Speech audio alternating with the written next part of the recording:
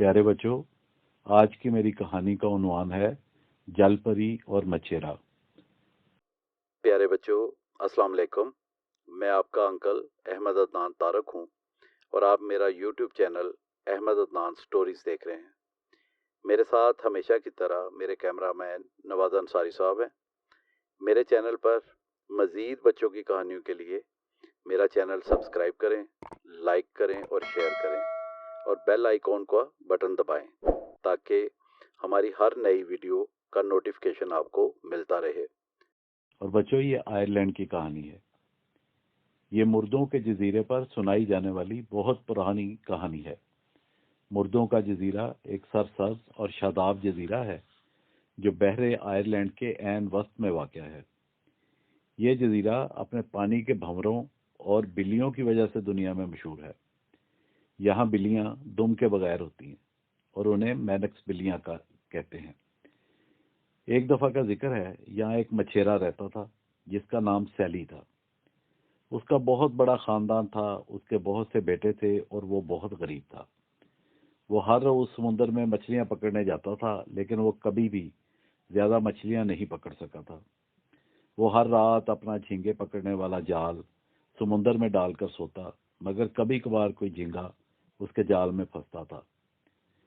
ان کے ہاں صرف ایک ہی چیز تھی جو ان کے لیے فائدہ مند تھی، وہ تھی ایک سیب کا درخت جو ان کے گھر کے دروازے کے باہر اگا ہوا تھا، اور اس پر بے تحاشا خوشبودار چھوٹے اور مزیدار سیب اگتے تھے۔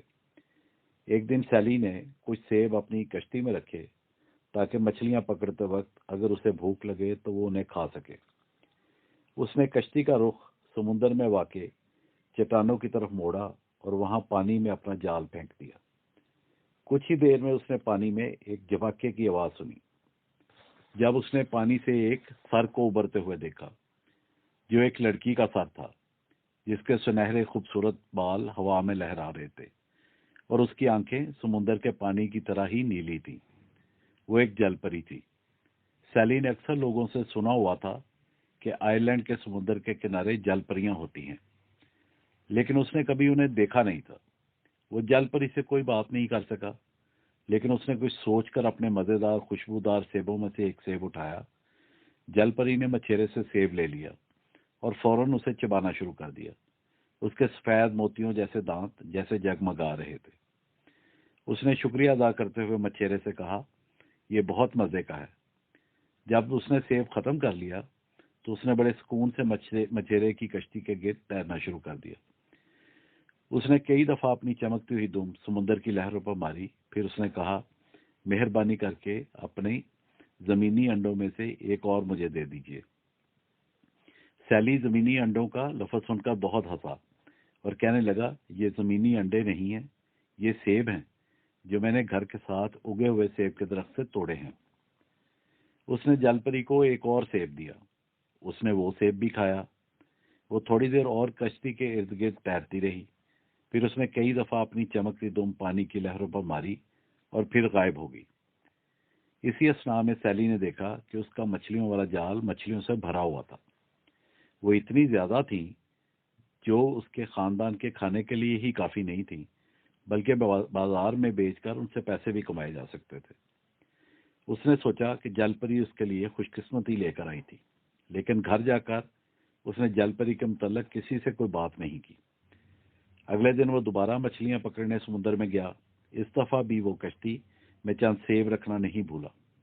اس نے کشتی کا رخ دوبارہ چٹانوں کی طرف موڑ لیا۔ جلد ہی اس نے دوبارہ پانی میں جھپاکے کی آواز سنی۔ وہ جل پری ہی تھی۔ وہ بڑے سکون سے مچھیرے کی کشتی کے ارد گرد تیرتی رہی۔ اس نے کئی دفعہ اپنی چمکیلی دم بھی لہروں پر ماری، پھر اس نے ایک ہاتھ سے کشتی کو پکڑ لیا اور کہنے لگی کہ آج آپ میرے لیے اپنے زمینی انڈے لائے ہیں؟ سیلی نے جواب دیا، ہاں میں لایا ہوں، لیکن یہ زمینی انڈے نہیں بلکہ سیب ہیں جو میں اپنے سیب کے درخت سے توڑ کر لایا ہوں۔ تو جل پری نے کہا، میں تو انہیں زمینی انڈے ہی کہتی ہوں۔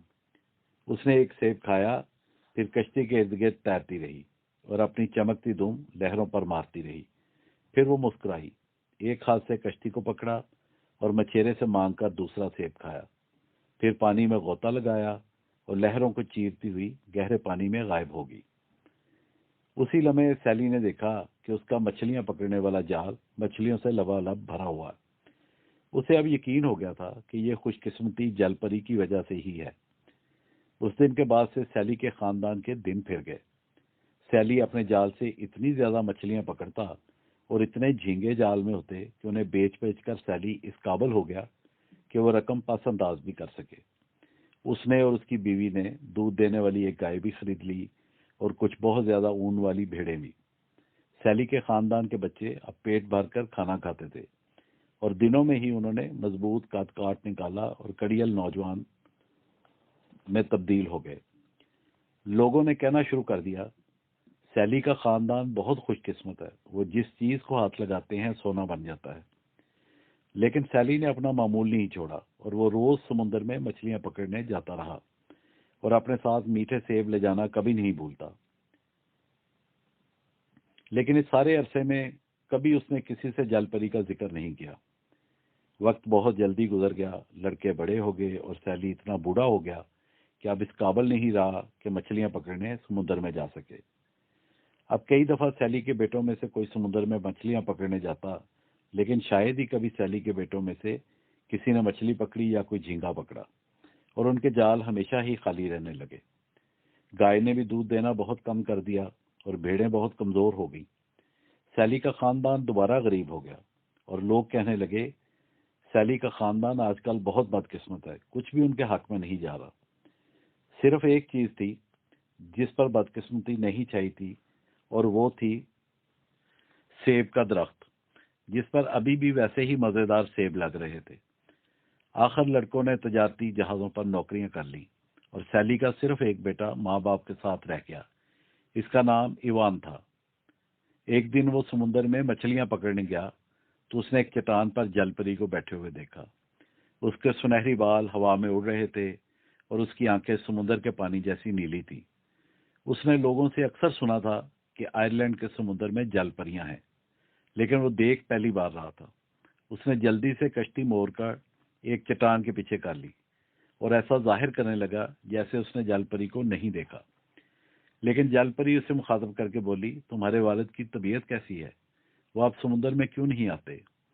پہلے تو ایوان حیرانگی سے بول ہی نہیں سکا، پھر وہ بولا، وہ ٹھیک ہے، شکریہ، لیکن اب وہ بوڑھے ہیں، سمندر نہیں آ سکتے، اور پھر بڑی مشکل سے کوئی مچھلی ہاتھ لگتی ہے۔ جل پری مسکرائی اور کہنے لگی، امید ہے تم دوبارہ آؤ گے۔ پھر وہ پھسل کر پانی میں گئی اور غائب ہو گئی۔ جب ایوان گھر پہنچا تو اس نے باپ سے کہا، آپ کو پتا ہے میں نے مچھلی پکڑتے ہوئے کیا دیکھا ہے؟ باپ نے پوچھا، بیٹا تم نے کیا دیکھا ہے؟ ایوان نے کہا، مجھے امید نہیں کہ آپ مجھ پر یقین کریں گے، مگر میں نے ایک جل پری کو دیکھا جس نے آپ کی خیریت دریافت کی۔ سیلی کا چہرہ خوشی سے کھلا۔ اس نے کہا، ہو سکتا ہے ہمارے دن پھرنے والے ہیں، اگر آئندہ تم جاؤ تو کچھ سیب لے جانا، وہ سیب پسند کرتی ہیں۔ اگلے دن ایوان نے کشتی میں سیب ڈالے اور مچھلیاں پکڑنے گیا۔ اس نے کشتی چٹانوں کے قریب لگائی اور ادھر ادھر جل پری کو دیکھنے لگا۔ جلدی ہی اسے گانے اور پانی میں تیرنے کی آواز آئی۔ وہ کشتی کے قریب آئی، اس نے ایک سیب اٹھایا اور شکریہ ادا کر کے کھانے لگی۔ پھر وہ کشتی کے گرد تیرتی رہی۔ پھر اس نے ایک اور سیب کھایا تو پھر پانی میں غوطہ لگا کر غائب ہو گئی۔ اس دن ایوان نے دیکھا کہ اس کے جال میں ڈھیروں مچھلیاں تھیں۔ اسے سمجھ آ گئی کہ قسمت جل پری کی وجہ سے بدل گئی ہے۔ بڑا عرصہ ایوان مچھلیاں پکڑنے جاتا رہا۔ ان کے دن دوبارہ پھر گئے۔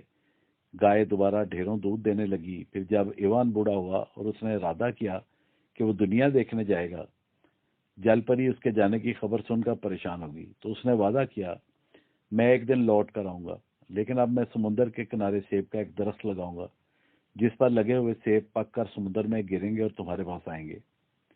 ایوان نے وعدہ پورا کیا اور ساحل پر سیب کا درخت لگایا۔ جب سیب پکے تو گر کر سمندر میں جل پری تک پہنچنے لگے، لیکن کوئی نہیں بتا سکتا کہ جل پری سیبوں کو لینے ساحل پر آئی بھی یا نہیں، اور کیا کبھی ایوان کبھی لوٹ کر واپس آیا یا نہیں۔ ہو سکتا ہے اس سوال کا جواب کبھی بھی کوئی دے سکے، ہمیں اس بات کا علم نہیں ہے۔